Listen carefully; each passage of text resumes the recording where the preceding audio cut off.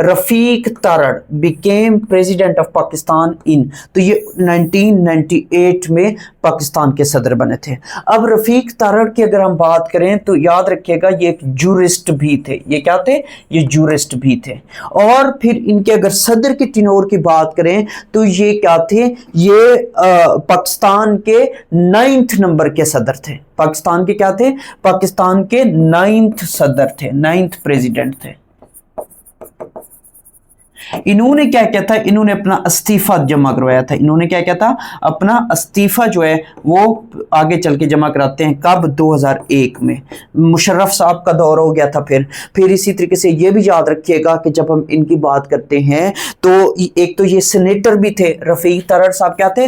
रफीक तारड़ साहब सेनेटर भी रह चुके हैं और ये 1996 से 1998 तक सेनेटर थे। उसके बाद ये क्या बनते हैं? ये सदर बनते हैं। और ये सीनियर जज भी रह चुके हैं। ये क्या थे? सीनियर जज भी थे। सीनियर जज किसके? सुप्रीम कोर्ट के। सुप्रीम कोर्ट के ये सीनियर जज भी रह चुके हैं। और इसी तरीके से फिर ये भी याद रखिएगा कि जब इनके बारे में हम क्वेश्चन याद करते हैं तो ये लाहौर हाई कोर्ट के चीफ जस्टिस भी थे। ये क्या थे? लाहौर हाई कोर्ट के चीफ जस्टिस भी थे। Chief justice of Lahore high court, chief justice of Lahore high court.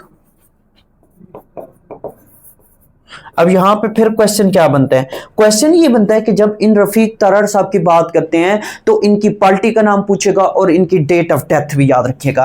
अगर इनकी पार्टी की बात करें तो इनकी पार्टी का नाम है पाकिस्तान मुस्लिम लीग एन, पाकिस्तान मुस्लिम लीग एन। और इनकी रिसेंटली डेथ हुई, कब हुए? मार्च 2022 में इनकी डेथ हुई है। तो ये क्वेश्चन भी एग्जाम के अंदर वो क्या कर रहा होता है? वो एग्जामिनर पूछ रहा होता है। तो ये भी आपको पता होना चाहिए।